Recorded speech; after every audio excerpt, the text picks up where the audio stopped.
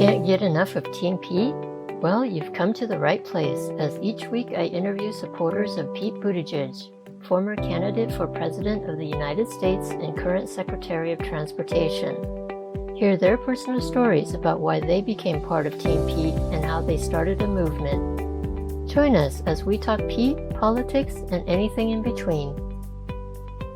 Hi, everyone. My name is Kim Ang, and I'm the host of this podcast, Talking with Team Pete. And today, my special guest is Lisa Connelly. Hi, Lisa. Hi, so good Kim. to see you. You too. Thank you for joining me today. I feel like I'm in the presence of Barnstormer royalty here with Lisa on the line.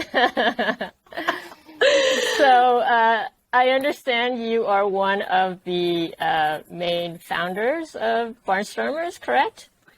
That is correct, yes. From the inception of the Barnstormers on the East Coast. So I live in New York City, and the origins of the Barnstormers creation is actually related to, everybody has their "How did you find Pete" story. So.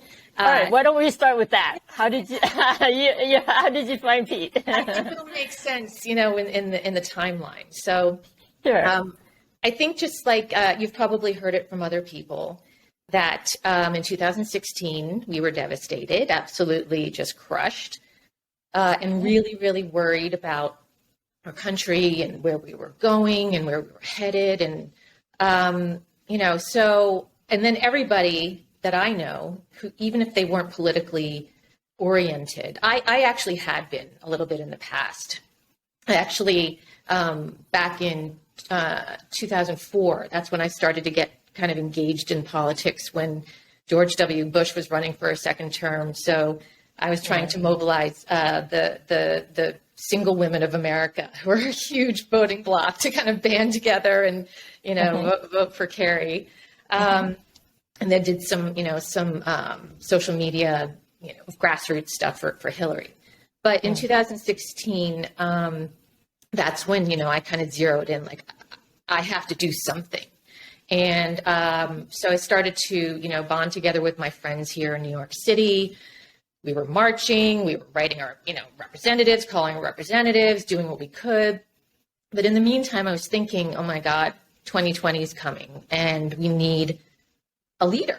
And I was thinking, who is that leader? And I was thinking, looking at the female possible candidates, and it's like, I would love to see a woman, near and dear to my heart, become president. But to be honest, the likely female candidates just weren't really doing it for me. And then one day, I work from home. Even before the pandemic, I was working from home, and I kind of had MSNBC on, constantly in the background, just out of, I think, doom watching and scrolling and whatever. And, I usually had it on mute, just kind of like looking up from my computer. And all of a sudden one day, I looked up, and this was in 2017, I believe. And I see this fresh face, this young man. And I thought, oh, okay, who's that? And the Chiron, it was an MSNBC interview with Stephanie Ruhle, I believe. And the Chiron said, Pete Buttigieg, mayor of South Bend, Indiana. So my dad went to Notre Dame. So that also got my attention. So I thought, and then my third thought was, how do you say his name? Like, it was just, right. So I turned up the volume, and I'm telling you, it was a 4-minute interview, and it was like a thunderbolt. Because I said, that's the guy. That's him. And at that point, he was running for DNC chair.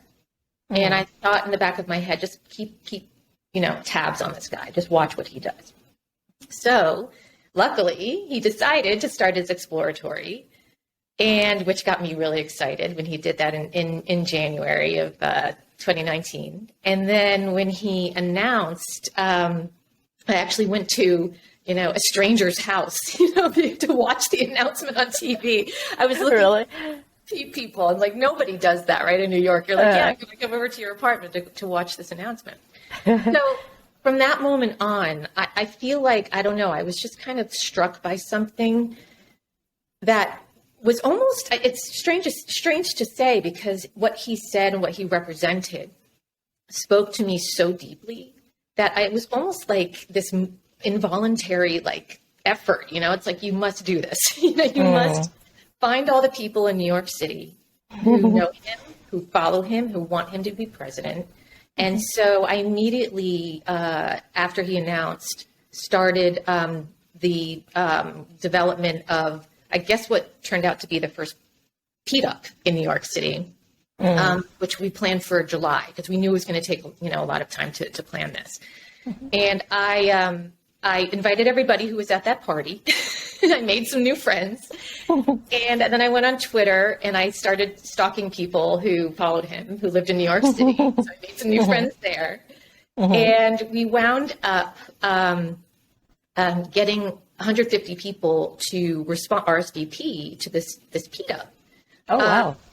It was great. But as it turned out, the day that we had the Pete Up in July was the hottest day, I think, on record in New York City. Like, the city actually canceled huge events because the sidewalks were melting. Like, it was just so hot. Wow. But despite that, we had over 80 people show up, sweating profusely. But they showed up. It was really something to witness. But you could just tell that the passion was there. We had our new organizer, who literally had not even started with the PFA campaign, from South Bend. I think he was just getting his email address at the time. But we beamed him in to talk to people, in the city. And I really felt so passionate about, like, okay, now we have all these people. We've got to keep them moving. We've got to keep them engaged. And they were, it didn't take much prompting, because they were there for the same reasons. So around this time, while I was kind of doing New York City stuff, I met a few people who had also been kind of, in their own way in New York City doing their own thing. One of whom, since March of 2019, had been very active in building a network of over 350 Pete-related groups on Facebook. So that was starting to populate, and she was very prescient, in doing that. She knew that he needed this grassroots network. So that was in place, by the time, we were getting closer to the fall.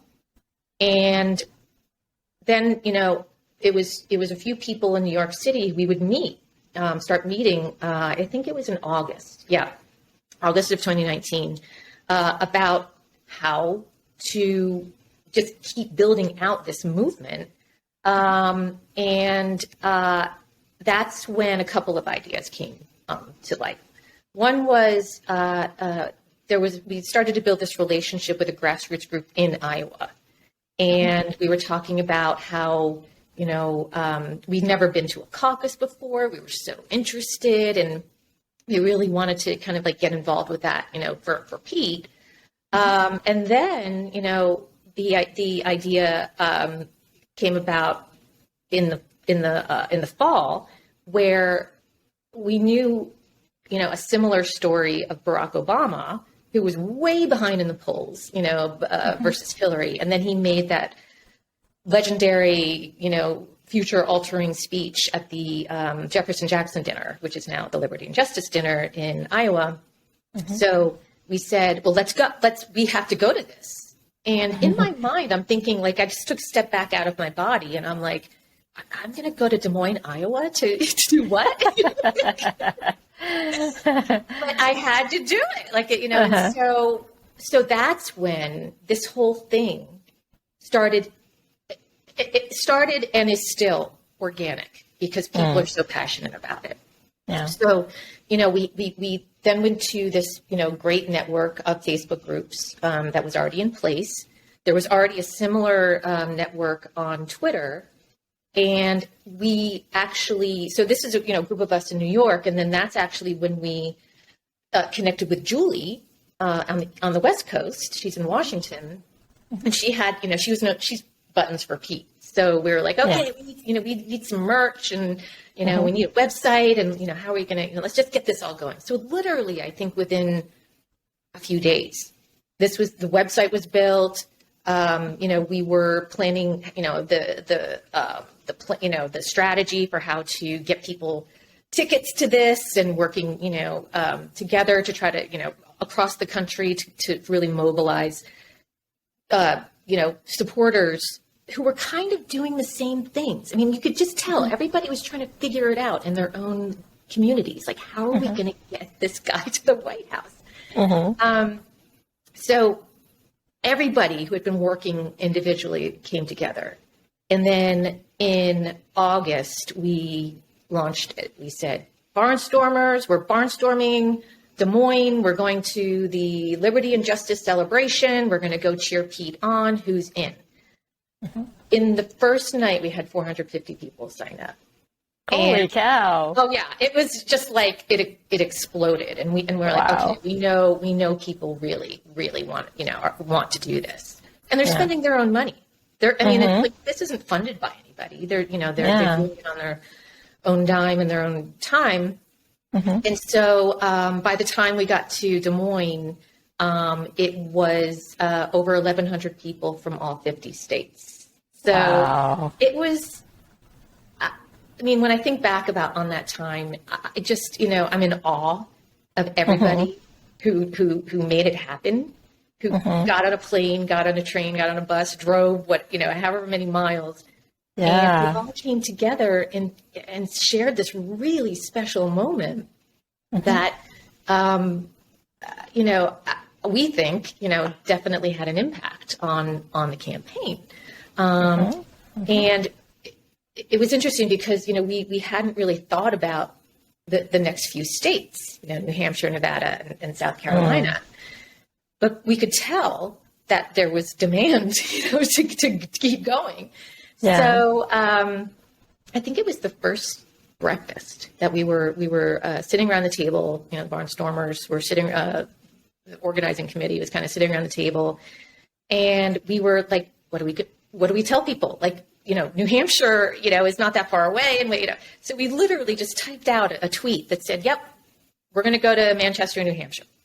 And what we found with the Barnstormers is, again, organically, we were developing this incredible community with a format that was based on certain things. And those kind of became the pillars of our big events. And those pillars, one, centered around service.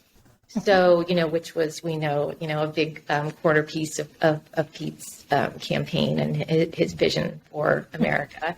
So, we would always engage in a service project wherever, we would go. The next one is campaign support. So you've got these, this army of door knockers, who people who've never done it. People who've never done it before. They're like, what? Right. Go to a stranger's door to talk about Pete?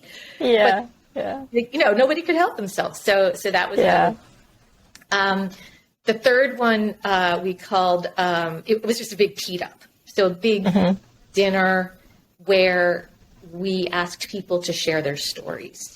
So this is where the storytelling, comes into play. And we would just hear all these incredible stories from people from all parts of the country, from people who were like, ex-Republicans and, and dreamers and,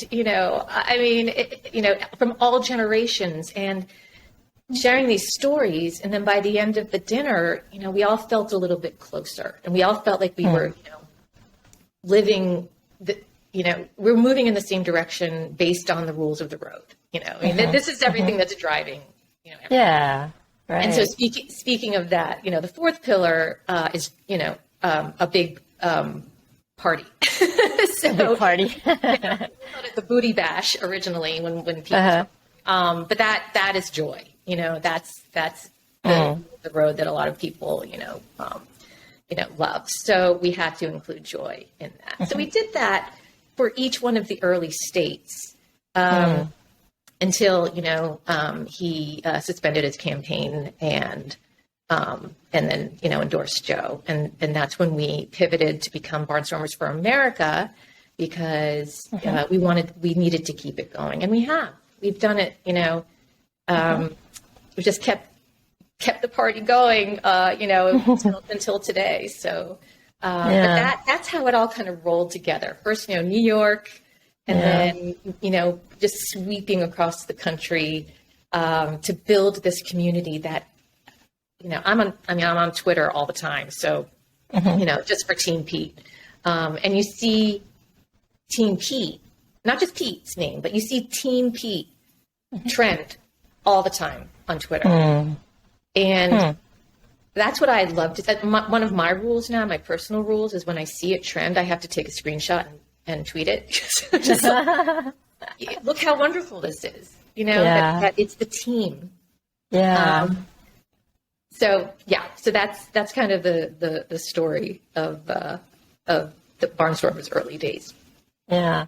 I was kind of struck by what you said about the first time you heard Pete talking on that MSNBC program, and you knew right away he was the one, right? And I felt like that was kind of the experience for me too, was when I first heard him talk, and then I felt like a chill in the back of my spine. I thought, okay, you got to, pay attention here. This is important. And so I kept listening to him, and I thought, wow, there is something about his energy that kind of takes you away from reality. I don't know, but it's like it elevates you to a different vibration, where it's like he's connecting with you on that level of like humanity, compassion, empathy. Is like all those things kind of like buzzing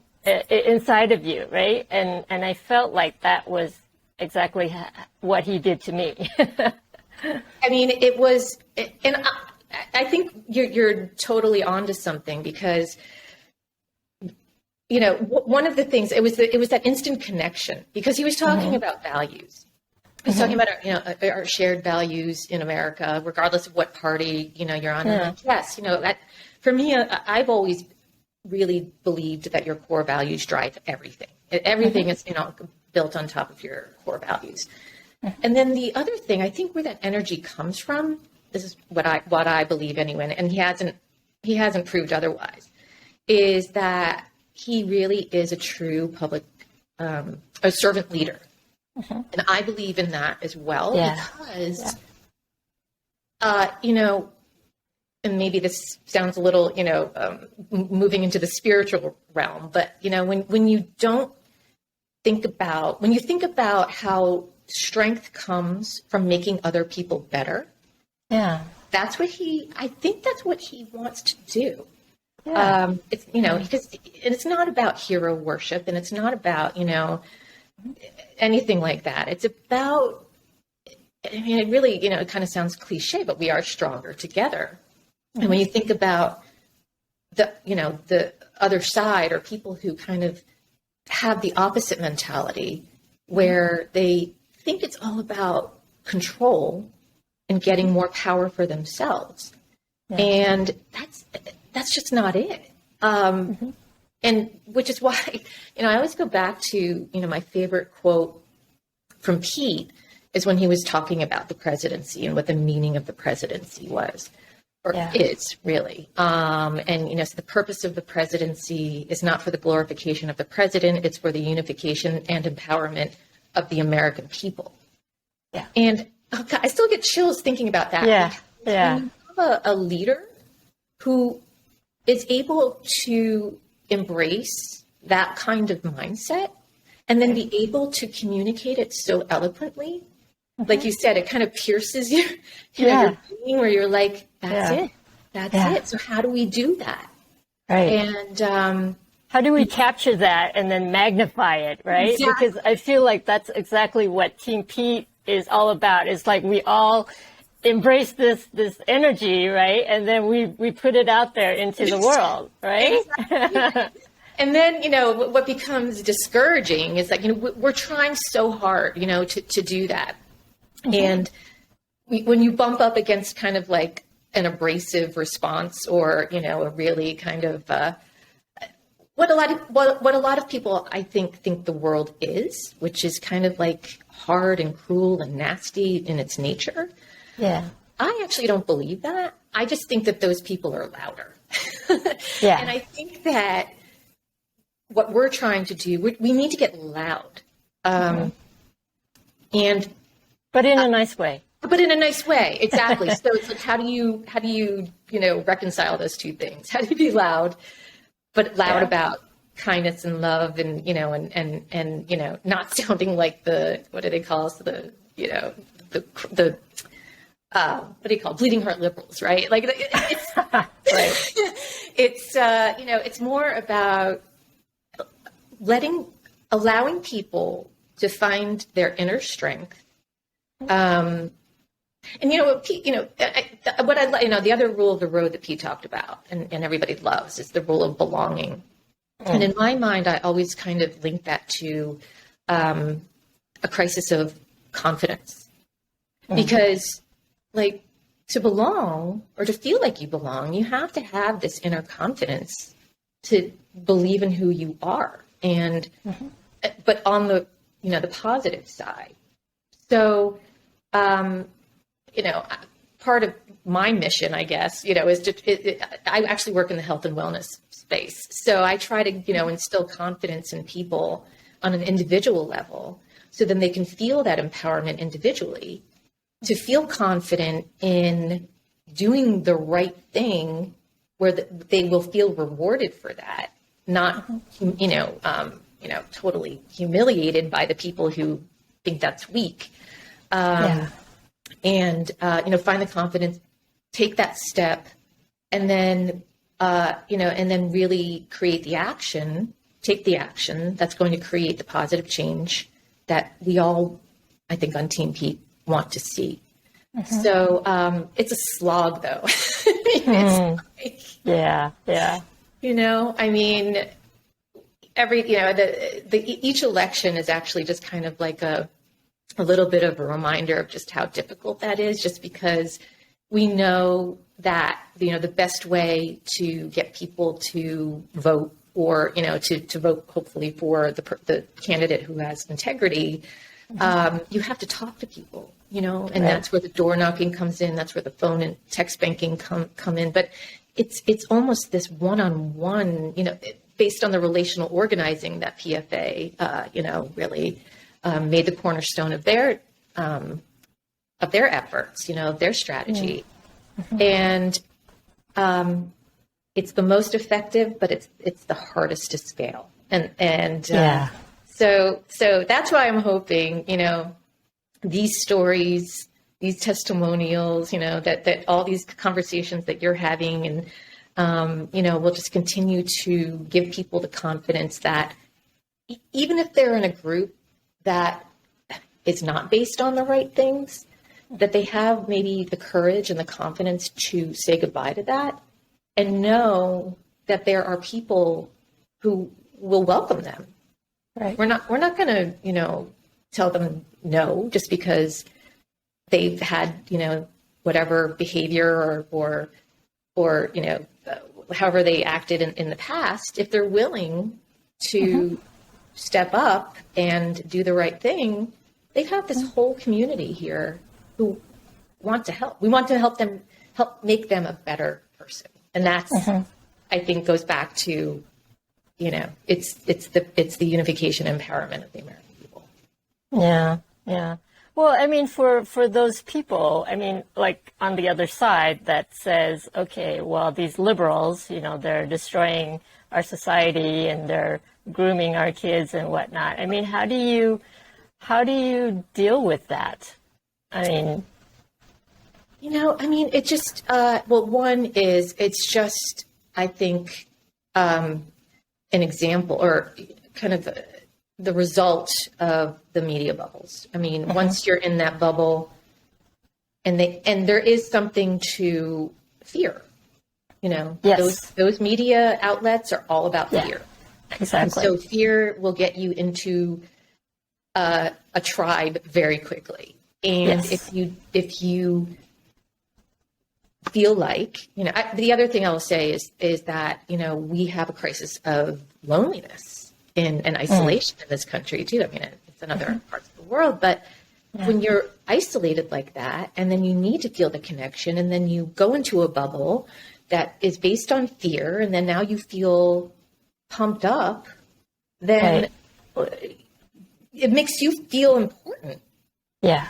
So that is one really difficult thing to pierce. And, of course, we have the First Amendment here in the United States. So, it's kind of a difficult thing to, to manage, just because we do value our freedom of speech. But some of that speech, you have to try to convince people, that it's what's real and what's not real. Yeah. What I thought was one of the best ways to diffuse that was Mallory McMorrow's speech. And her opponent accused her, and she got up on that floor and she humanized herself. And she said, me, a mom with a 1-year-old, and, it's absolutely ridiculous. And I think she did that to great effect. And it's something that, you can kind of see, the parallels with her and Pete, who both are from South Bend, which is like, what are they? Oh, really? I didn't know that. But the training, I think, where you acknowledge, you say, you reject it, you say that's ridiculous, and then you move on. So I think we have to get better at doing that and not get sucked in. Like, don't take the bait, right? Don't take the bait. So you have to get really good at refuting the BS and then move on with your own message. Yeah.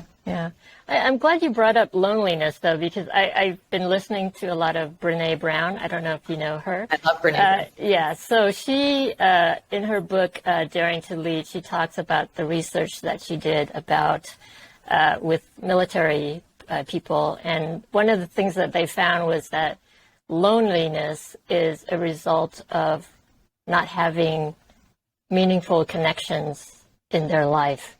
And I feel like Team Pete is bringing about this belonging, the sense of belonging, this sense of connection, meaningful connection, not just like fake connections, but meaningful connections. And therefore, it's bringing about, joy inside of us. And it's creating less loneliness because we kind of found our tribe, so to speak, right? Right. Yeah. Yeah, no, it is all about connection. And it's all about not being, like, it's going to sound strange, but maybe not so much because of what, we went through in the last, 5 years and continue to go through. But I'm kind of fascinated by cults. Oh, really? Like, what makes people so vulnerable to that, getting sucked into that, and all of us are kind of like, I'm smart enough. I would never get, duped by one of those, but you never know, plenty of smart people who get sucked in. Right. And a lot of them are religious cults. And I just have seen, there are people in these, I guess, in these cults, or, some people call them, real religions. I don't know, but that they're so afraid to leave. You can't blame them because, if they leave, then they get ostracized. They get cut off. And that is their identity. That's their whole way of life. Right. So, that's why I don't want to be the person to say, maybe you made some bad mistakes in the past, or maybe you're in a situation that you just feel like if you take the leap to leave, that we will catch you. They have to know that there's a safety net, and there have to be people who are willing to do that work. And then, I do think that Team Pete, just our nature, from what I understand about our collective nature, I think we would be willing to do that. But again, it's very difficult because every time we run, into a new kind of like unbelievable situation, where it just doesn't make sense, or this insane amount of cruelty that the other side can impose on people. It's so tempting just to react and spew vitriol, and that's it's just in our nature. Yeah. But I think being able to take a step back. That's the other thing about Pete, that I think he makes people feel calm, because he's calm. Right. So if we're calm, take a breath, process what's going on, rely on our values, always go back to the values, and then you form your communication, and you let people know that it's okay. It's okay to leave this bad situation. You're going to be okay. And, but that's going to, again, take some time. Yeah.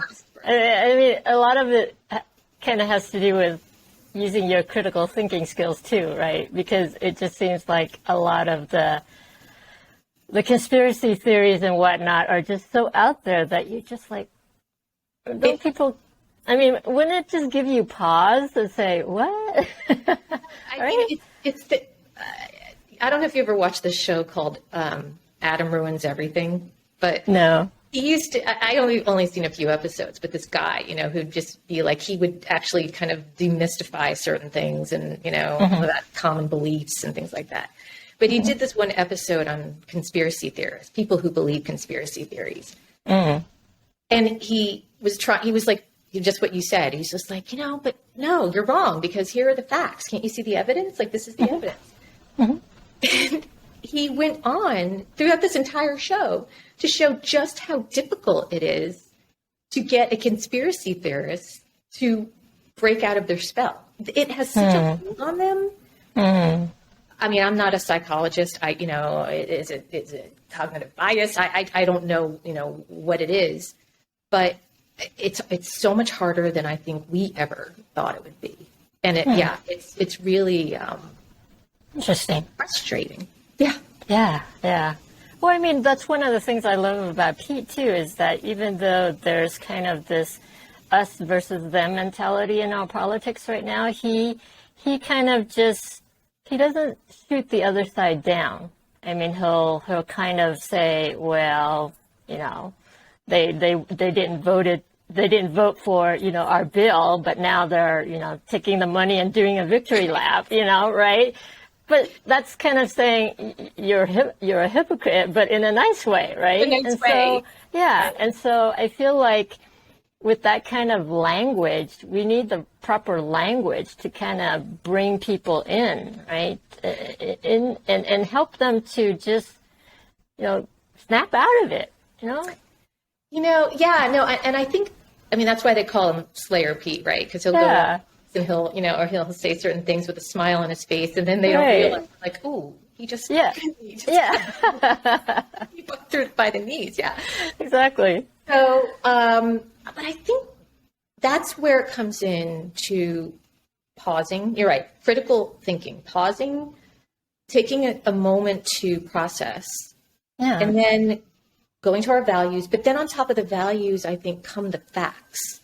And he's just calling out the facts. The facts are that the Republicans, a lot of Republicans didn't vote for the bipartisan infrastructure bill, yet are taking credit for it.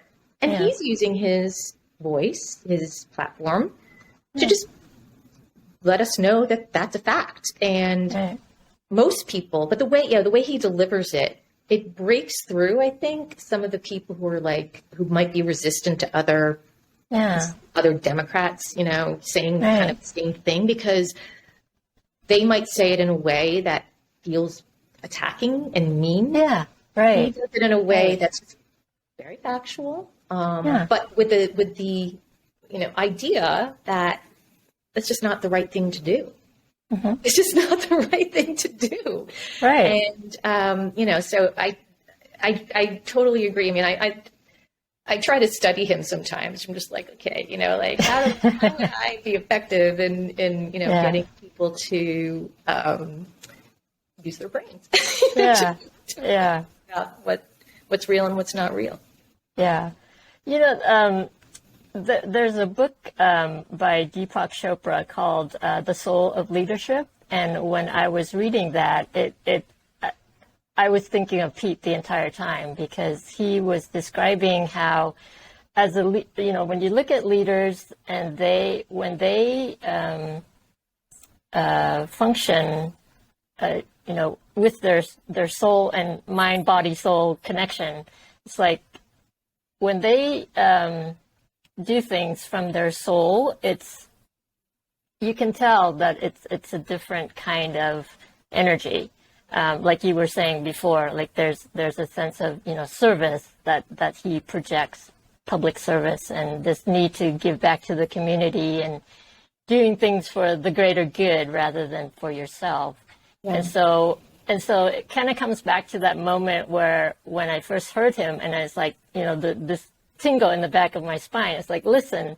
And I feel like that is kind of how Pete operates. I don't know if I'm trying to make an analysis, but I'm not sure if this is correct. But it just seems like he is so connected to his soul, his spirit, his higher self, which is our higher self, right? And so all of those attributes that are connected to our higher self, like empathy, compassion, it brings out more of that within us, right? Because we're so connected to that, versus being connected to our animalistic instincts, which is to be mean and cruel and say all these negative things, right? So yeah. I don't know. I don't know what I'm trying to say, but well, I think I know what you're trying to say, which is, so, you think about the survival of the fittest. Yeah. And a lot of this is where, if we're really going to get go back to the basics here, the fundamentals. Mm-hmm. Most people think to survive, you have to fight. Yeah. You have to fight, and you have to outwit your opponent. Yeah. And that usually comes with a lot of manipulation, I guess, strategizing, and it's all, all up here. It's all in your head. Right. And then when we're talking about, how Pete responds to criticism or attacks, where he kind of, takes a breath and then processes it. Mm-hmm. Where I think exactly what you were just saying is most politicians, and I do think, by the way, I think there's a huge difference between a politician and a public servant. Yes.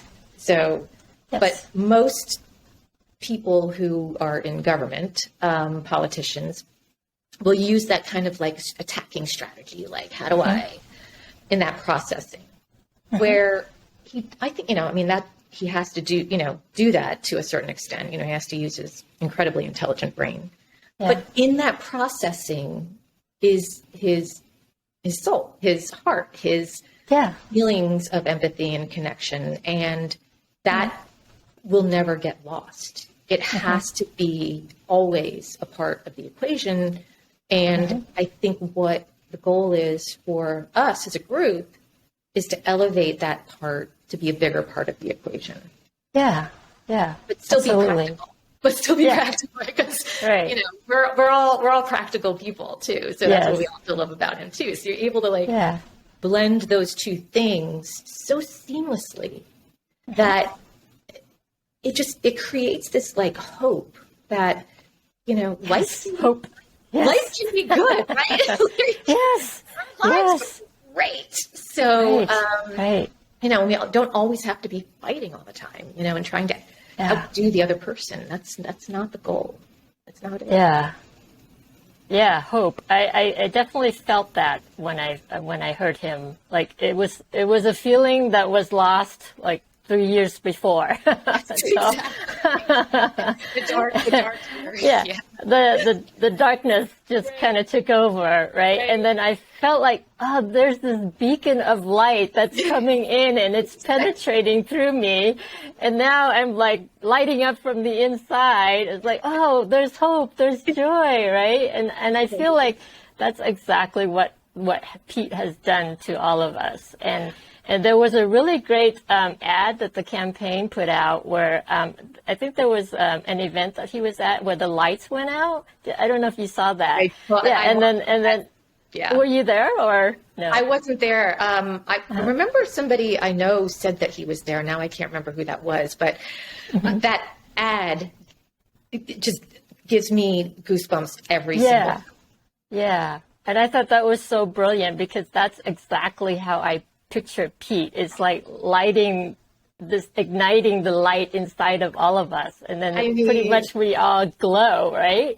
Exactly. From joy. It was that event was so representative, I think, of exactly that, because when the lights went out, he didn't stop. He could have just been like, we don't have the microphone anymore, no lights, like, let's take a break.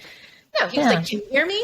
Can I, if I yell, can you hear me? And and then all of a sudden the little heart lights go on. And like, oh my God, this is just beautiful. It's beautiful. Yeah, it was. And I thought, wow, that was so smart of them to use that as a campaign ad. It's like lighting the way through the darkness that we've been through, right? Exactly. Yeah, and I mean, talk about, again, like the team, like his team was amazing. So, they were creative, they were helpful, they were responsive and understood that that campaign was a volunteer-led, effort. I mean, we actually, in New York, we had to, get Pete on the ballot and had to organize all the volunteers to collect signatures, in the dead of January on the, New York streets, New York state streets, actually. And it was, a lot of other campaigns. We would bump into other campaigns, people collecting signatures who were paid for the most part. And all of ours were volunteers. And again, people doing the unthinkable, they would be like out there for hours freezing, it was just like, we need these signatures. We need and we collected more than 3 times the required signatures, to get on the ballot. So, again, I just like, it's the team and no matter, just think going back to kind of like isolation and loneliness, people think that they have to do it on their own. It is the exact opposite. I mean, I'm speaking to you as like a lifelong introvert, I would always be, and the perfectionist, like, I can't let anybody know that I don't know what I'm doing. So, but there's such freedom in just being like, this is me. I know these things. I don't know these things. Can you help me with this thing? And then somebody comes to your aid and then you learn and you grow together and then you become stronger. Like, that's what I think more people understood, that it's not so scary. It's not so scary. Even, it is a little scary to like realize that you do need other people, but when you find the right people, then it just becomes so much easier. Exactly. It's so funny, isn't it? How so many Pete supporters are introverts, and I find that just really funny because it's like all these people who've never done this before are suddenly, where did all this courage come from? Exactly. Yeah. I love the whole Introverts for Pete group, and that one. You remember when what was it? They held up the sign, and it's like, it's Pete when the introverts show up, and I think I remember seeing that. Yeah. That's funny. So, I mean, I don't know. Introverts maybe are a lot more contemplative or have more time alone to kind of think about things and how to make things better. I don't know, but yeah, thank God introverts overcame that for at least a little while. Well, I feel like they're going to be out in full force again when Pete runs. I think so too. Yeah. Yeah. Oh gosh. So with all the stuff that you do for the Barnstormers, I mean, it started out as for something for Pete, and now it's Barnstormers for America. So is that kind of your guys' plan in the future? Like just making it nationwide so that what you're doing can be kind of replicated within other campaigns?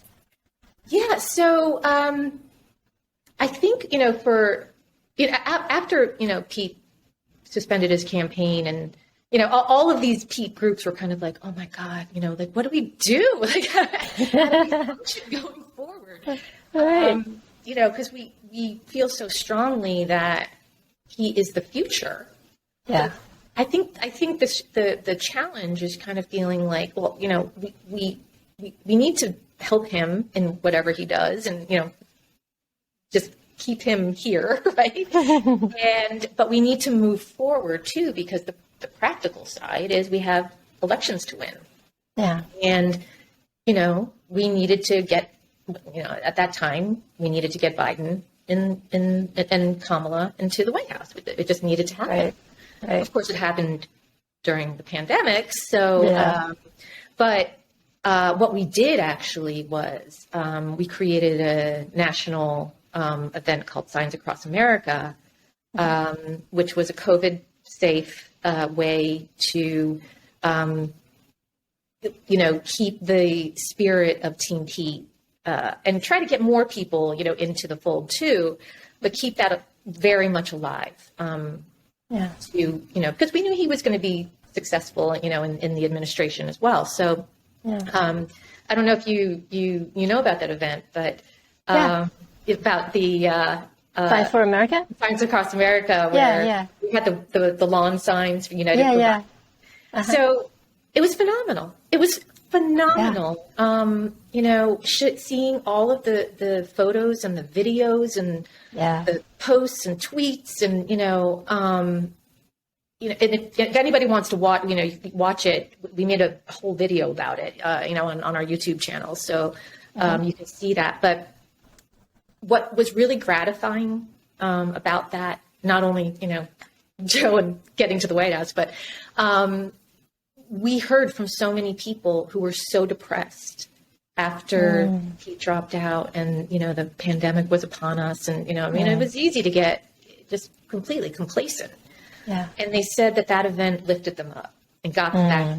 And that just, for me, just makes me so happy to hear because we need that, and that also goes to having other people lift you up. I mean, we're here, right? So lift you up when you're not feeling so great.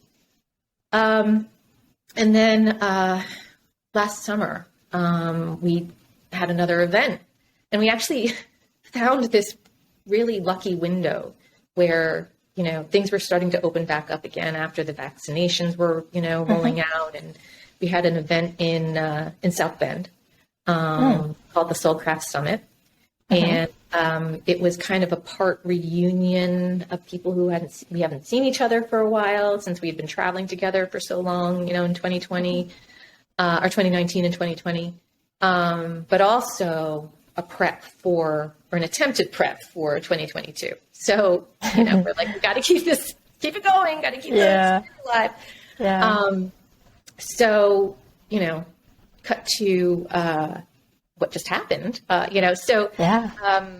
we just actually concluded a couple weeks ago our 2022 midterm swing state tour, where we went to 5 different swing states and knocked on doors and supported, Democrats up and down the ballot.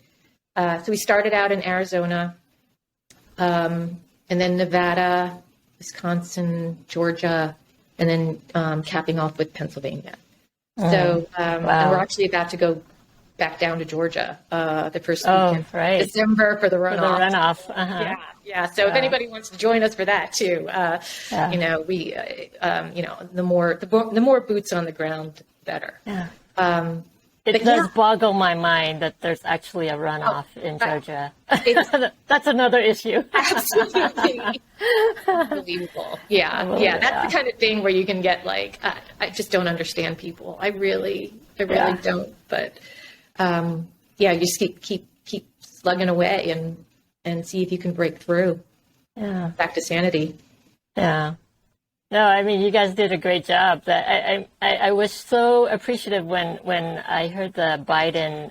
I think when he won, he thanked the Barnstormers in one of the videos, right? It was Was it actually, before? it was before that. So I Okay. think it was after Pete dropped out. Yeah, he made this great video, and Yeah, it was so like sweet.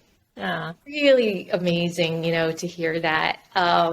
And then we actually had Dr. Biden on our podcast, so which was so exciting, and they're just, great, wonderful, friendly, smart, accomplished people who you want where you want them to be where they are. Yeah.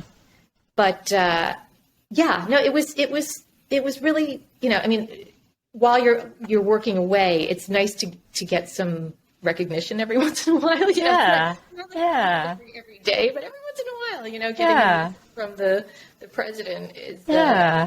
a pretty nice thing. Yeah. Yeah, I thought that was really, really cool of him to put out that video thanking Very. you guys because I'm pretty sure if it wasn't for you guys, he probably would not have been elected. So I think it was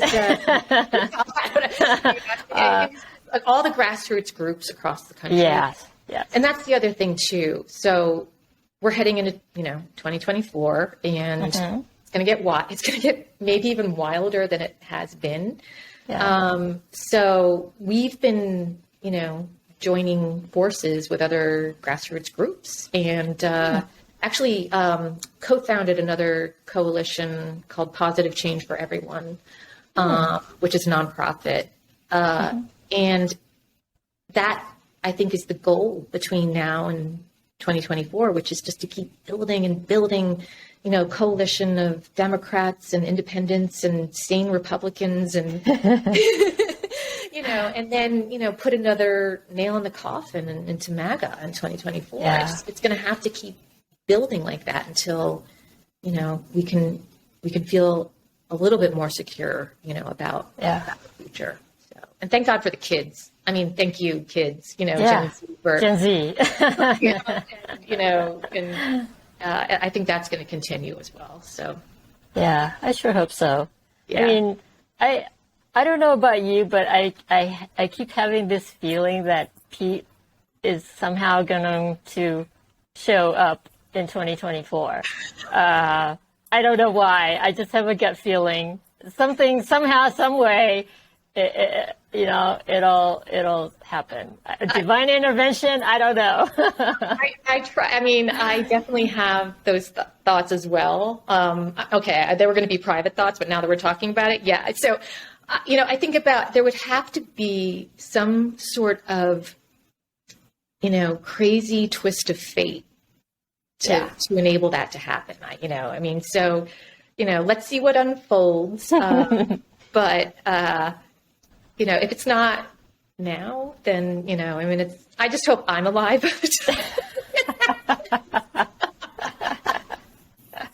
I know, right? It's like I remember talking to George Biaggi, and he's like, well, there's like 8 election cycles. He still has 8 election cycles to decide whether he'll run again. I'm like, no, I don't think I want to wait for 8 election cycles. Oh yeah, but that no matter how long it takes, like we'll be there with our Yeah. our replaced hips and knees and door knocking and yeah, we'll do it. We'll do it. Yeah. You make it sound like you're 80 or something. Sometimes I feel that way. I know, right? Getting old is not fun. No, it is not. Well, I mean, kind of going back to Pete's campaign and when it ended, I kind of want to get your take on, like, how did that make you feel when he announced that he was pulling out Oh my after God. all that hard work that you guys put in?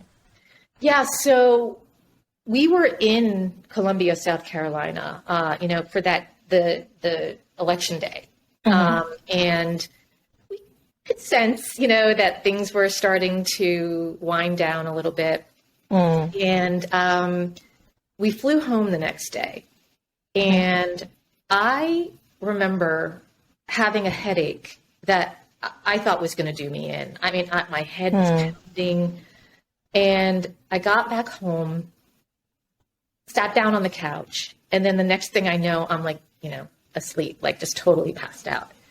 And I wake up to millions of texts and emails and chats, and like, oh my God, I can't believe, crying. And I'm like, what's happening? It felt like a nightmare. Because actually on the plane ride back, I was with my New York State co-captain for volunteer organizing, and we were strategizing. And we're like, yeah, this is how we have to do it.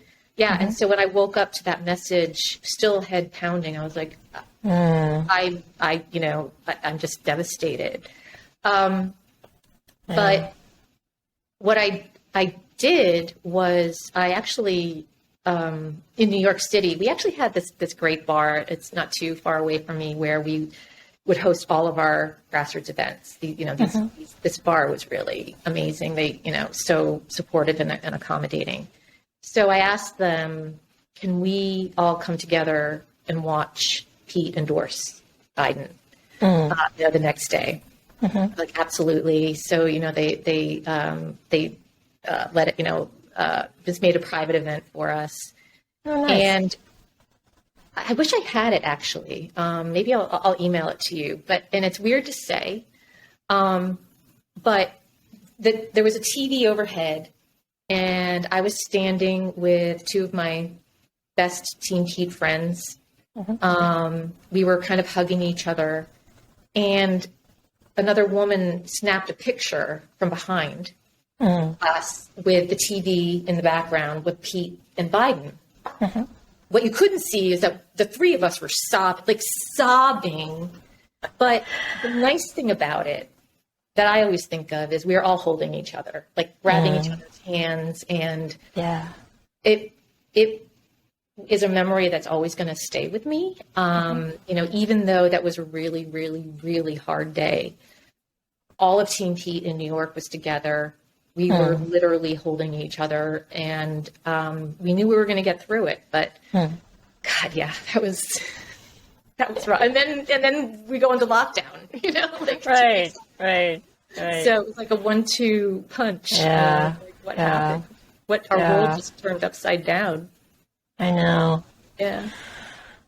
Yeah, it's kind of hard to imagine like, well, what would have happened had he won and been in charge, right? Things would have been completely different. It's so, I mean, first of all, I think what he did by dropping out was one of the bravest things I think anybody could have ever done. And just thinking about, like going into the military, serving in the military is a huge sacrifice.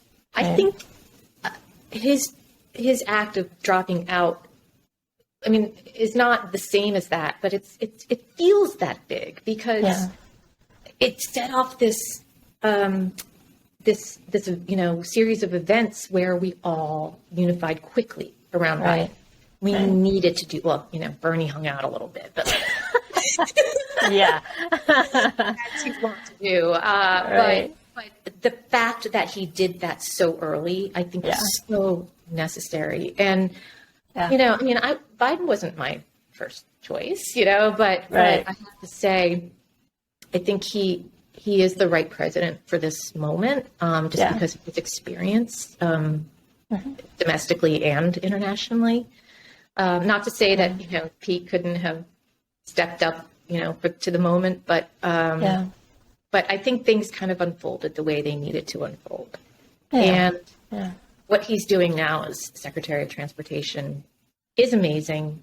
Who would have ever thought that we would all be talking about the Secretary of Transportation? I know, right? He's so popular. It's like, wow. So, but, he's making material improvements in people's lives across the country and across the world. Like, it's just, that is impact. And, should he, when he, runs again, that is a great record, and that Yeah. is something he can point to, and that you can't argue with it. Yeah. Yeah. Yeah. Yeah, no, I mean it is disappointing that he didn't win, but you're absolutely right that everything happened the way it did.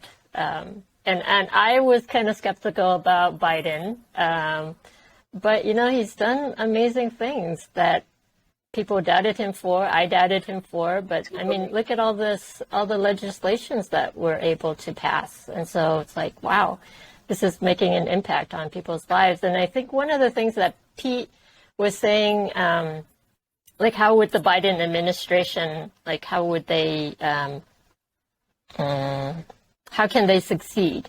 And he said they got to just produce results for the American people, and I feel like they have. I mean, big I time. sometimes think about it. I'm like, how did they do that? With the split. It's amazing to me that they have been able to do it. I'm the same way. I think I just didn't give him enough credit, to step into this role. I do wish that, maybe he were a little bit, if he were a better communicator, it might be even,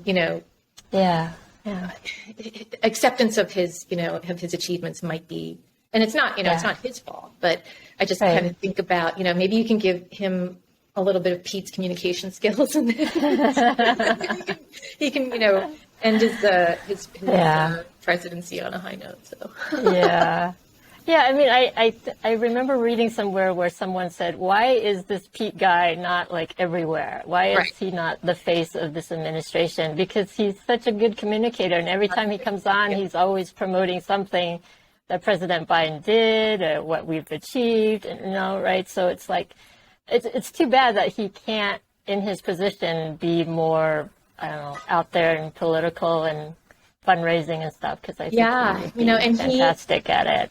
And he's so, conscientious of that too. He's like, I got to be careful, and he really stays on, on the right side of the line each time. But yeah, it's a little bit frustrating because you're like, I wish he could talk about that, because I know you have a great point. Right. In, contrasting with the other side. So, yeah. Yeah, and the last interview I saw of him was on Stephen Colbert. I don't know if you saw that one. I saw that. And there was one question that Colbert asked him, which I really appreciated, was about the election deniers. And then Pete's response to that, I thought, was just so brilliant. I mean, I think he said something like if our elected officials, if we have to live with the decisions of our elected officials, then they should live with the decisions of us as voters. Right. So something like that. Yeah, right? it was something like that about like agreeing to the policy and then agreeing to. Yeah. Well, I wish I could remember that quote. But he definitely laid out what the terms of our relationship and our understanding of how our society works, of how our government works, and like that's what we live with, and everybody for hundreds of years has accepted. So exactly. It's like, and then this guy comes through with a bulldozer, and it's like destroys everything. So it's like,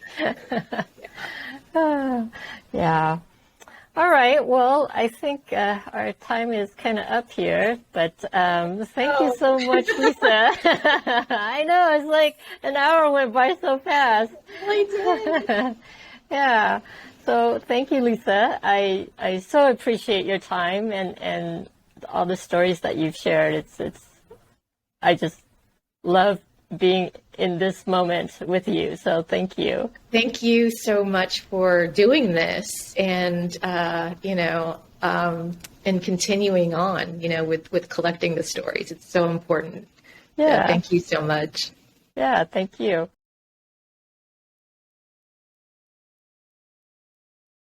Okay, so yesterday our podcast ended, and I completely forgot to ask Lisa about her experience of meeting Pete and or Chasten. So today we're back, and we're going to have Lisa tell us all about it.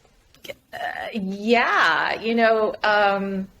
it's funny, like when you have your idols and you think about meeting your idols, and then, you're like, when it actually happens, I mean, for me anyway, I'm just like, oh my God, I just hope I don't say anything completely stupid. And,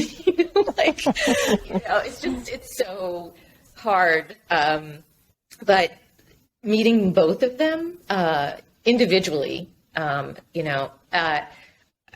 just the warmest, loveliest people, so there's really, I think, no reason to feel nervous, although of course you do, because you're kind of standing in the, the presence of brilliance for each one of them, having their individual strengths. And but I met both of them a few times, and that happened actually because being in New York City, I was lucky enough to be able to volunteer for certain events when Pete and Chasten would come into town.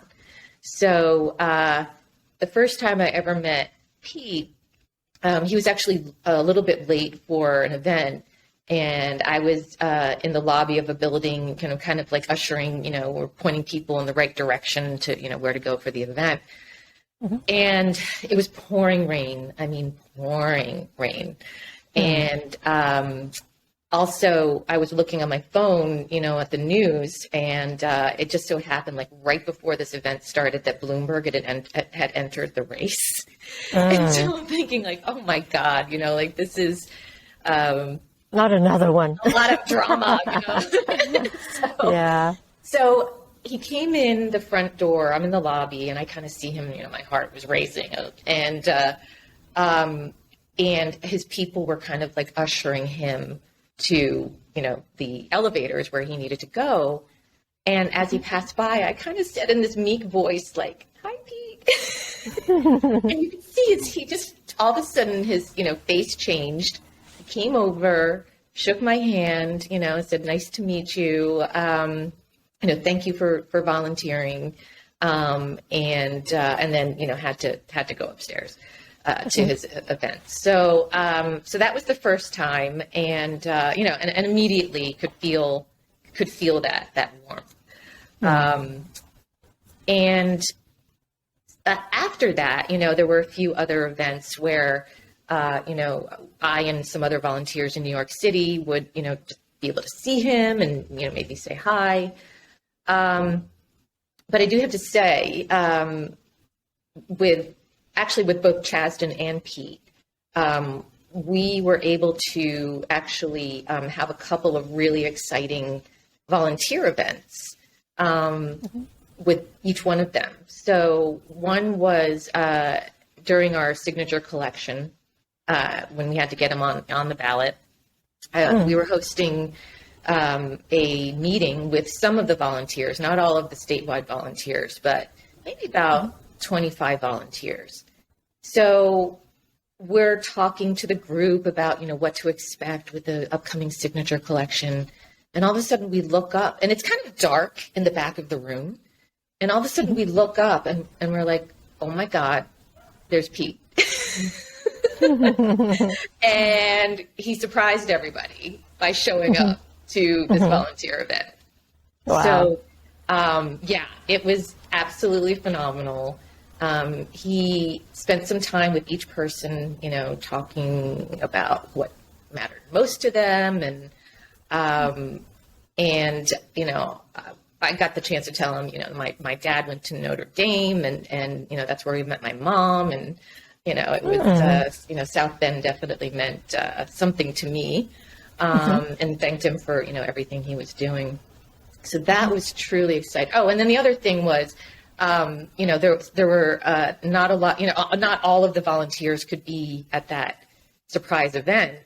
So we had someone filming the event, and we wanted to see if we could get him to, create a little video saying that, he wished everybody could be there from the rest of the state. And, things move so quickly, he's kind of taking direction from his staff, but he turned to me and said, what am I doing here?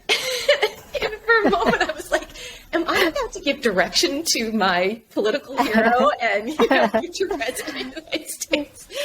So I said, it's a short, message to the rest of the volunteers in New York who couldn't be here today. And I'm sure, they would really appreciate it. So he did this great, of course, this great video. So that was wonderful, really wonderful. Yeah, that is. And then with Chasten, the same thing, he would do events in New York City. So, I got to meet him a couple of times in those events. And then we actually did have an organized event again during signature collection season, just to kind of pump everybody up. And in that bar that I mentioned that, we would always have our events, that's where we held it. And he came with Emily Vorty, Shorty Vorty, to the event.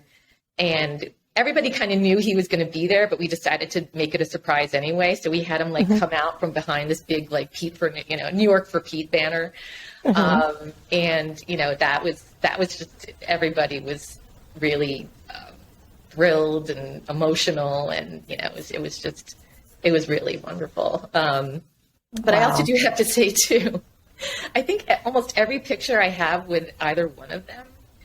You stand in the line and, they take the picture, and each one I probably have a very funny face on because I'm talking to them while they're taking the picture.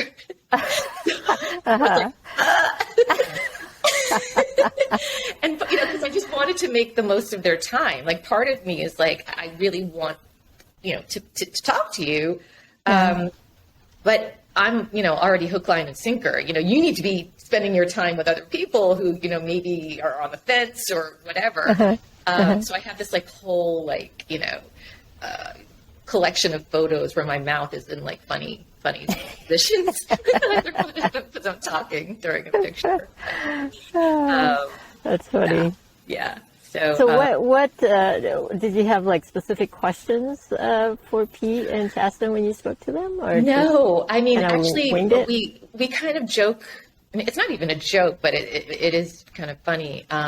One of my good friends on Team Pete here, she summed it up pretty well, where she said, she's like, I literally have no questions for them. I agree with everything they're doing.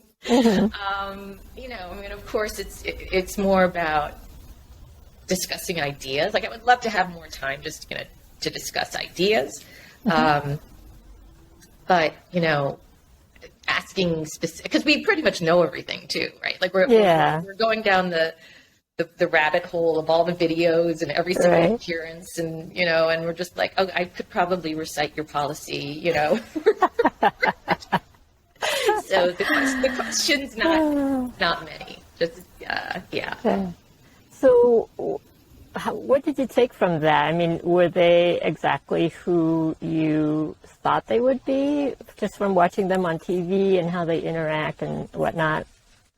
Yeah, it's like I said, when you think about who your heroes are, and what do they say? They say never meet your heroes, or right? Because you might be disappointed that they're not like who you imagined, who you believe they might. Yeah. But every single time, they just seem like who they are. They're the real deal. And then, then we would meet people on their staff. Their staff is wonderful, and they would say the same thing. And, there's really no evidence of any sort of, artifice or anything, and which is so refreshing in your leaders, because you do want the transparency, you want honesty, even if it's, the truth is hard to hear sometimes, but they're not going to sugarcoat anything. Right. So, yeah.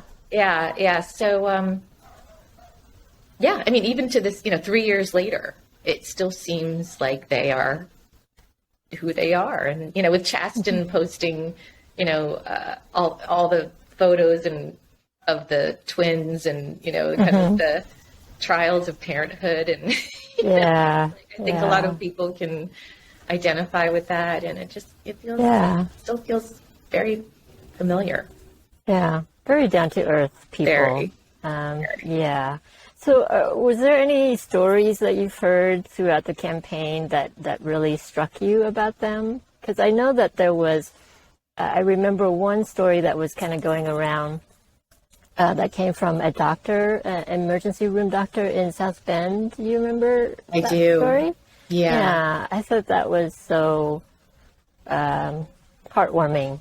And I cried as I was reading that. Because that was when I think he was describing his first meeting with Pete, and he was an emergency room doctor, and this kid, I think he was like 14, and he had committed suicide, and so they brought him in with his mom. They didn't speak English. They were looking for an Arabic translator, and then this guy in a suit shows up and says, hey, I heard you needed a translator. And so he came in and talked to them, and for like an hour, I believe it was. Yeah. And didn't, it was just something that he did without like saying like, hey, look what I did. It was just something that, out of, he's the mayor. So like, out of public service, if he has skills and the means to do it, then, he did it, and, didn't toot his own horn about it. So, and then I think one comment I saw was some guy said something like, is this really a true story? Because if it is, why wasn't his campaign like all over this story? Because it's such a good story. And I'm thinking to myself, because that's not who Pete is. Right. He just does his thing. Like he says, he's such a public servant that he does it without, a lot of fanfare. Yeah. And it's kind of like, I don't know if you remember, there was an event in Washington, D.C. with Reverend Barber from the Poor People's Campaign. Oh, oh my gosh, I can't remember her name. A female reverend in New York City. Now I'm blanking, which is embarrassing because I love her. But he just showed up to listen. He was sitting on the curb, and I remember that. He just sat on the curb and didn't really. Didn't say anything. He was just, I think, there to learn, to listen, and better understand. So so it's, and that's also, I think, another reason why he appeals to me, because his listening skills are fantastic. Most people choose to speak rather than listen, and listening is undervalued, I think. But he has demonstrated that he, after the police involved shooting in South Bend, when, I don't know if you remember that town hall. Painful to watch from all angles. But he said, afterwards, when they were asking him, why were you, what was that all about? Like, what was that? And he said, it's my job as the mayor of the city to listen and to kind of try to absorb people's pain. And there was a lot of pain. And that wasn't easy. I watched it live, and I was like, wow. But, it's important. It's important to be able to demonstrate that, especially as a leader. Because I think it builds trust, which he wrote a whole book about. So. Right. Right. Yeah, and it seems like, he would be the kind of person that would stop his campaign and just rush back to South Bend and deal with it. Even if he couldn't really solve anything, it was just more being there collectively with the community and, like you say, absorbing their pain. Like just carrying some of that burden, I think, helps with the collective grieving process. Yeah. And I think that's so important in a leader. Yeah. And, I think, I was thinking about this morning, actually, just about courage.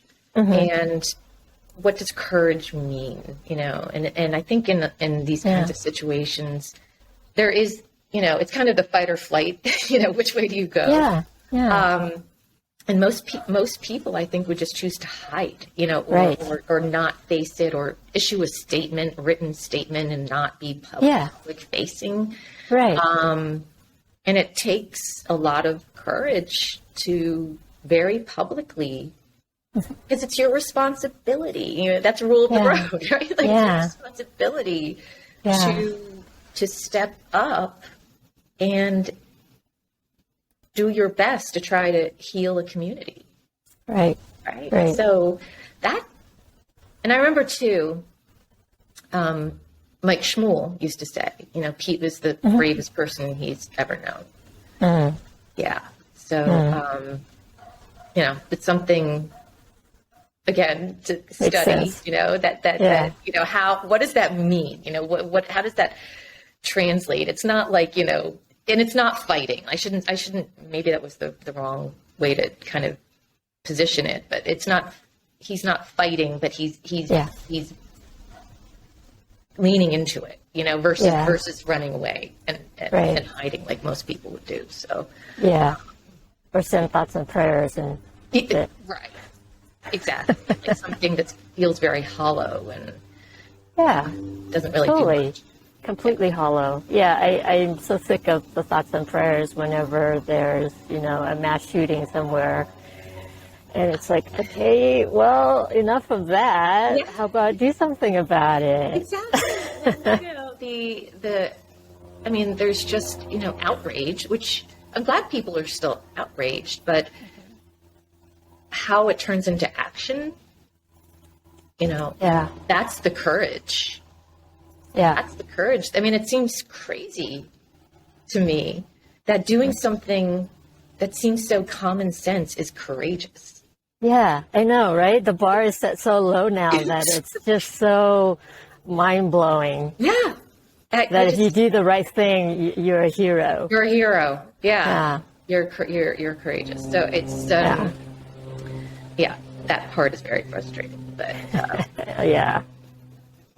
Yeah, I'm glad you brought up Pete's book called Trust, because that was a really, really insightful point of view. And I feel like, yes, our society lacks the trust in our government right now. And so I think everybody needs to read that book right now. I think that's right. Yeah, trust is so hard. It's really difficult because, as he says, you build trust by producing results. Like, it can't be just words. It has to be action. It has to be, your words have to be backed up. And sometimes it takes a long time to produce those results. And you have to have people hang in there. Yeah. And it feels like, yes, progress takes time. And it's you step by step, you achieve this goal, and then you go on to the next step of trying to achieve, your end goal. But it's progressive. It doesn't happen overnight. And people, I think, have this need for instant gratification in our society right now that, okay, well, he's not doing enough. Right, exactly. And that's where kind of like the purity tests come into play. And you're like, okay, it's incremental. It's really difficult to, take a huge leap with a whole country of hundreds of millions of people. Like you just, it's not, it's the pragmatists in us, I think, that appreciate that. Yeah, and I think that's what I appreciate about Pete too, is that yes, he's a Democrat but he's pragmatic and very. It's like you can't go from one end to the extreme. It's just like with the right side, right? It's too far, and then the far progressives are too far. So you gotta have to like meet in the middle somewhere, and achieve something first before you take that huge leap to try to, alienate everybody else. Exactly. But you have that, let's kind of like, meeting everybody in the middle, yet being able to keep that vision. Like, because he's always accused of being like a true moderate, but he's really a true progressive. Yeah. So when you hear about where his vision lies, which is like, of course, everybody should, have health care. Yeah, I mean, like that would be ideal. Of course, we wouldn't, we don't have to worry about that. But you can't do that with all of the, without destroying other parts of the, the project. I wish, so it's there, but he keeps everybody feeling, I think, secure with knowing that we're all working together to try to get there together. Which is a skill in itself. I mean, that's a talent, to keep people engaged and hopeful and focused, and then turning that into individual action, however we can. So I mean, that's, I think, leadership. That's what a good leader. Yeah, and that kind of blends into with his whole idea of public service, right? Because it's like, you can volunteer for, say, the Peace Corps or the Climate Corps or whatever corps that he was, trying to come up with if he were president. Right. And I thought that is just kind of is a way for us to really come together and really heal from all the craziness and the vitriol from the last administration, because it's always this us versus them mentality. If they don't agree with us, then they're bad people. Right. And it's just like, okay, why can't we just, forget about all that? If we do like public service, say you volunteer to pick up trash at, on the beach, right? You come there's a group of people. Okay, I don't care if you're a Republican or Democrat. I don't care if you like country music or not. Okay, I just care that you can go and pick up trash, just like me, and keep this beach beautiful, right? And then so after we do all that, and it's like, wow, we can see the fruits of our labor of how beautiful the beach is now, and everybody else can benefit from it, right? And it's like, we did it together, and that was the main objective is. Yeah, it just seems like that's one way that we can forget about all the politics and just realize that we're all humans. And if we have a common goal, then, this is our way of making our community better. Right. And, and it's also that experiential thing. Like when you actually do something like that, giving back and working with other people, and you discover that you're like, wow, okay, even though I'm an introvert, that felt kind of good. And, I want to do more of that because, look how beautiful we made our community. And I made a new friend. And, it's getting, like we were talking about before, getting people who are so in their bubbles and so like, determined to just toe the line on the negative side. Get them to do it once. Just come over and, see how this feels. And if you don't like it, you don't like it. And you can go back to doing whatever you were doing. But we think you're going to like it. So, give it a shot. Give it a chance. Yeah, and it just seems like I listen to some YouTube channels that are more progressive leaning. And so they have these commentators. And I'm starting to find that their rhetoric is also very negative. And it's like I'm at first it's like conservatives, Republicans are this and that, right? And so you agree with it, but then after a while it's like, okay, you're kind of moving in their direction in terms of all this negative and this hate, and you're trying you're becoming like them, Yeah, right? exactly. And so it just seems like, yeah, so I try to limit my dose of that these days because I feel like it's so easy to get pulled into that. Well, at least you're aware enough to know that that's happening. And, because, you have this kind of, you're able to take a step back and use your critical thinking, whereas a lot of people really just love that feeling of like, yeah, get him. Yeah, yeah. They love it at the fight. And, right. So, yeah. So how do we get more people to just all of a sudden just pull themselves out for a second and be like, wait. That's not the right direction.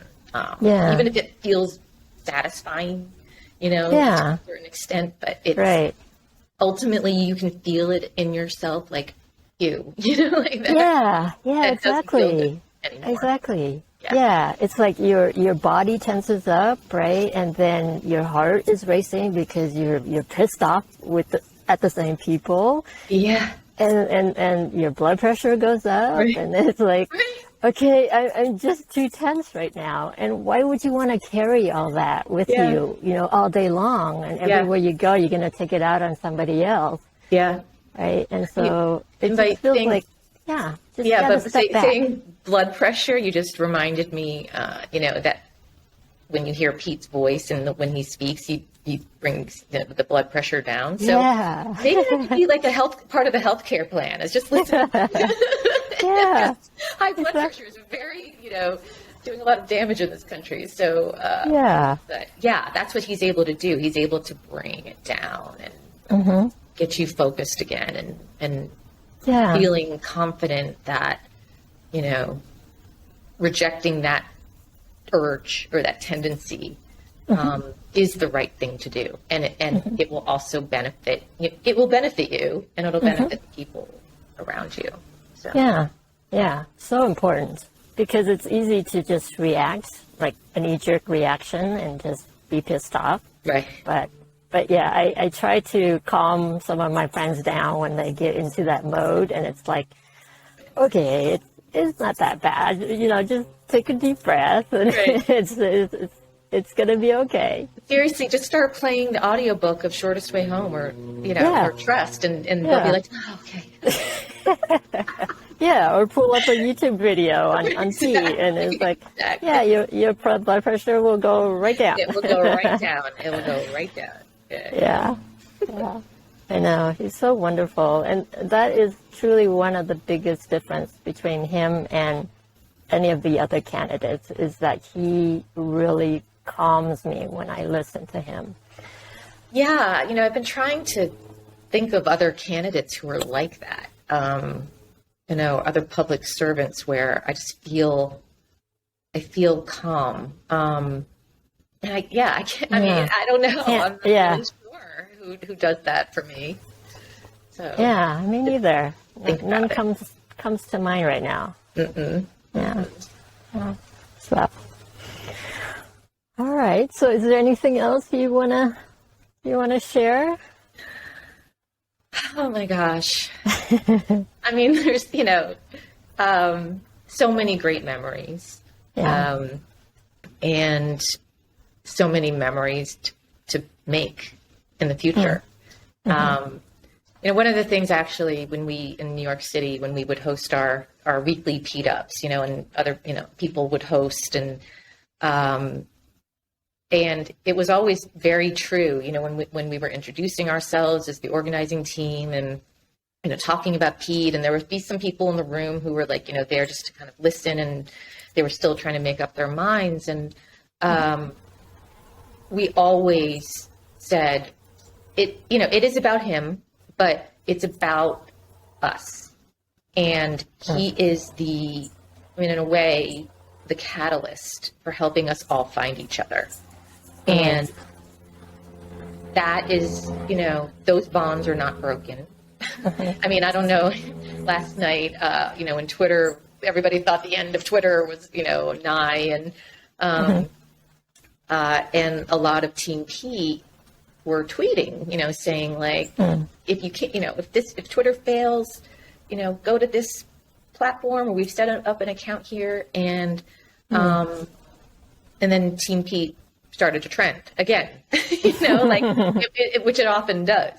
And I love it when Team Pete trends. I might have said this before, but I really do. I think I did say this before, but because it's about us. And I have no doubt that the us is going to grow, because people will start to realize, the values. And I'm just really excited. I'm really excited. It's like a roller coaster. It's scary, with everything that's happening. But because this community exists, I'm really excited about, what we can do together. Yeah, totally. I mean, I feel like it's such an instant family connection whenever you meet someone from Team Pete, and I don't know why it is, or maybe it's because we just have we just gravitate to each other. I don't know. How do you explain that? Like, we gravitate towards Pete, and then it's like we get sucked in, and then so everybody's like joining the party kind of thing. Yeah. I don't know if this is going to sound kind of morbid, but did you ever watch the series Lost? No. Are you ever going to watch it? No. So it was a long running series, and these people were on this island, and all these crazy science fiction things were happening. But at the end, the series finale, what it turned out was that they were all dead. And they kept going into flashbacks about like when they first met. And when they first met, they found such instant familiarity with each other that they were, they're like, we're instantly bonded. I'm not saying we're all we're all alive. We're very much alive. But it's that feeling, like it just instantly reminded me that like somewhere cosmically in the world, it's like, I don't know how, but meeting anybody who is on this team, regardless, it could be in the States or international, or we sense that instant, like we believe in the same good things, and we want good things to happen for everybody.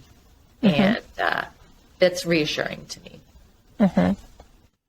Yeah, I know. It just feels like everybody is so genuinely kind and respectful, and we're always reminding each other to be respectful, which I really love. Yes. And that's the point of the rules of the road, is like, remember the rules of the road, and it's like just that little reminder kind of keeps you, I don't know, like intact.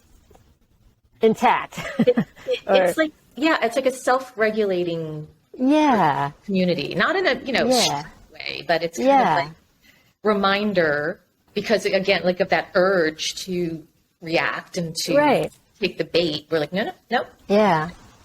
Although we do have a term for, there is a term for if you ever do kind of not violate the rules or not really follow the rules, which is off-roading. Off-roading? What's that? Off-roading is when you kind of violate the rules of the road. You don't honor, the rules. And is there like, do you get reprimanded or what? No, it's more actually of I think I've seen, when somebody's like, okay, I need to vent for a second. So I'm going to off-road. Okay. Indulge me in off-roading. Got it. You say your thing. And this is, usually like, it's not a public thing, or maybe it's kind of like, please prevent me from like putting this out, into the universe. Okay. So I'm going to off-road. Everybody goes, okay, fine. And then you get back on the road. Got it. But, cause that's human. We're all human, make mistakes sometimes, but I love the way we kind of kindly keep ourselves focused, and on the right path. Yeah. Right. That's so important. I just wish that there was more of that in politics, because Yeah. it's Yeah. gotten so ugly that you really, I mean, it's really disheartening just to listen sometimes. Yeah. Yeah. I mean, Democrats are just as responsible for the negativity as Republicans are. And so you kind of got to keep yourself in check. Exactly. Yeah. No, I agree. And whenever I hear kind of like political strategists, I'm just like, I don't know, it just makes me not feel great, just because they make it like a game. It's kind of like Game of Thrones, and Yeah. It's not a game. It's Yeah. affecting people's lives, and it just, yeah. I always kind of get discouraged when I hear that kind of punditry. But yeah, I don't know how to reform that. Yeah. Yeah. That reminds me of, I don't know, I'm sure you must have seen Pete's documentary about his campaign from Amazon. We actually, there was a screening here in the city. Oh, so, nice. Yeah, it was really with the director. So it was a really great event. Yeah. That's really cool. Yeah, so it kind of reminded me of there's a clip in there where I think Pete is at a round table with some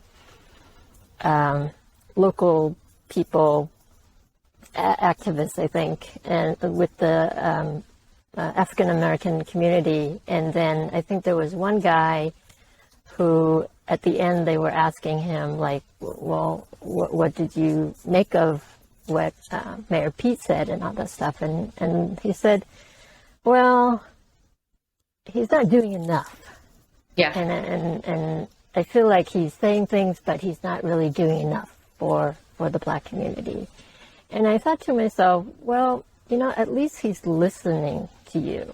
You have his ear. And so, I mean, imagine if it was any other politician, they would not be listening to you. They could be nodding their heads, but they're not listening to you. And so it just seems like people discredit him so easily because, he's a white guy, white man, male politician.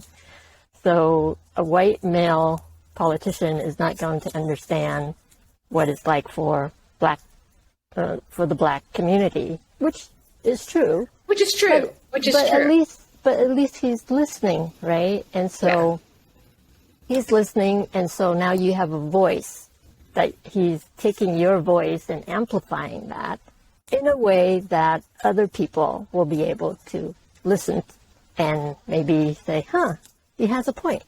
Yeah. So it's like Pete is providing the voice to people whose voices aren't being heard.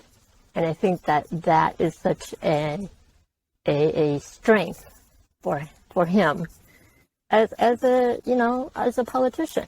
Yeah. Yeah. And I mean, I think, whenever I hear that, it's like, oh, he's not doing enough for, to be honest, there may be some, like there's an experience that I know that, I can't relate to, and maybe there are certain specific things. Although he did not list any specifics, if I remember, in the documentary.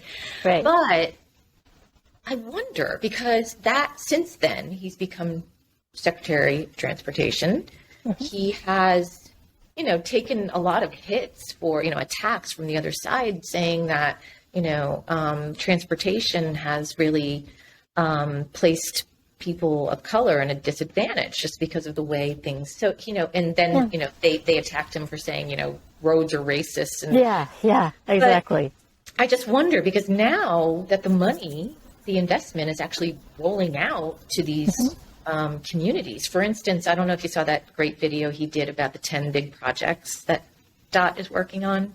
It's really good. It's a really good video. And one of them talks about Detroit and how, the roads and all of the infrastructure was just basically separating, people of color, from business, from accessing, industry and quality of life.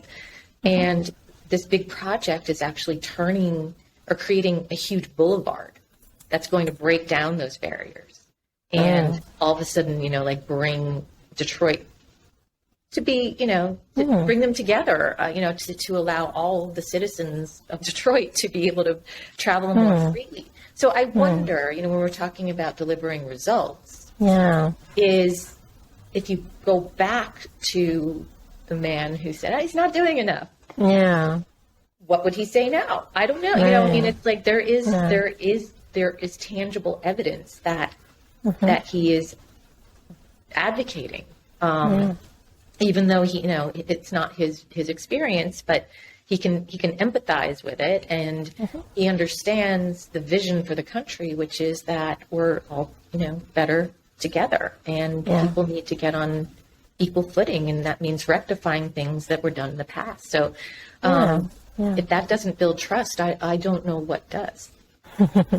Yeah, good point. I know, there's just so many things he could do, and I just wish he could just be president right now. Snap your fingers and Yeah, because I remember listening to a YouTube thing that he did on criminal justice reform. That was, I don't know if you've seen it, but if you haven't, you should look it up on YouTube. Oh, no, I don't think I have. Really fascinating. Yeah, so he was at this criminal justice forum, and he was talking about how it's such a racist system where, blacks and minorities are the majority of inmates and stuff. And so the way that he speaks, it's like a doctor looking at a patient and trying to treat them holistically. Yeah. Like getting to the root of their problem rather than giving them a medication to kind of mask the pain. So he's looking at it through the lens of, I'm going to fix this from the inside out. And so some of the examples that he was talking about just goes into the psychology of like what it's like being in the Black community, and just the way that he describes it is so fascinating. And I just thought, wow, this guy really, really gets it. He gets it, and if he's given the chance, he'll be able to make great changes within our criminal system. Tackling things systemically is the hard thing to do. Like you said, you could just kind of treat the symptoms and pat yourself in the back and, use that as your record and move on. But if you really want to make change, you go to the heart. And that takes courage. That takes a lot of courage, and it takes a lot of work. And, thank God he's young, because he has energy to take that on. So, that I appreciate that too. The, understanding that change really has to start from within. Yeah, and he's such a visionary thinker that it's like, the forest from the tree and the tree from the forest, those different kind of thinkers. But it's like, he sees the overall picture, but at the same time, he can see the details of why it's not working and trying to fix it. Just like I did the podcast with Jeannie Akutanza, who is a transportation engineer. And so she was talking about how he is able to streamline the way that people, local communities can apply for grants, so that to get rid of all this bureaucracy and red tape. Yeah. So now it's like the process is so much easier.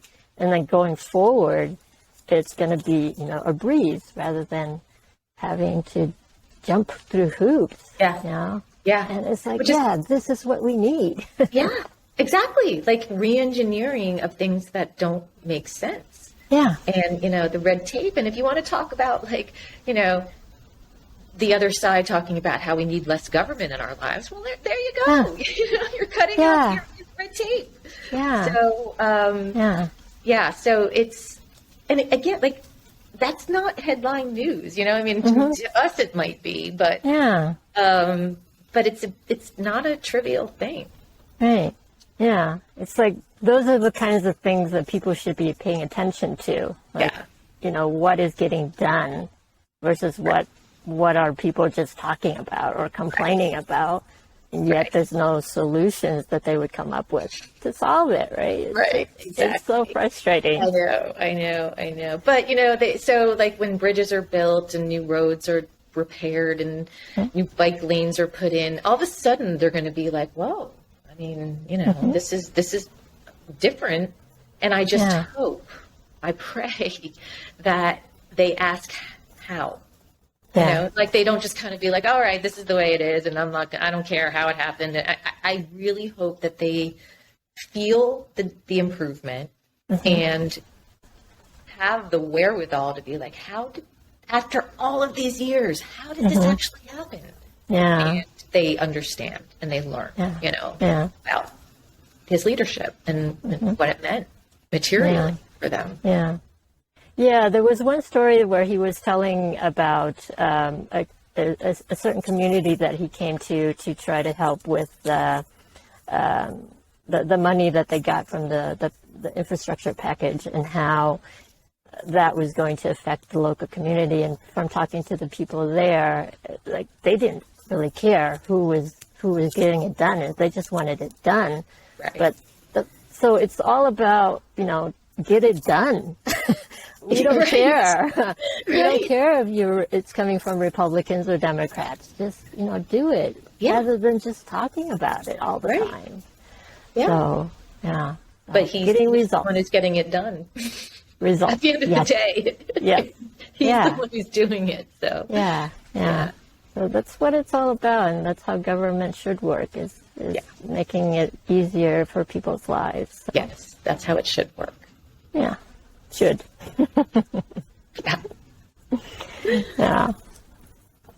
Yeah. So, all right, Lisa, I think that covers a lot of things that we sort of missed yesterday, even more. Yeah, I think we have covered it all. I'm pretty sure we talked about all the highlights.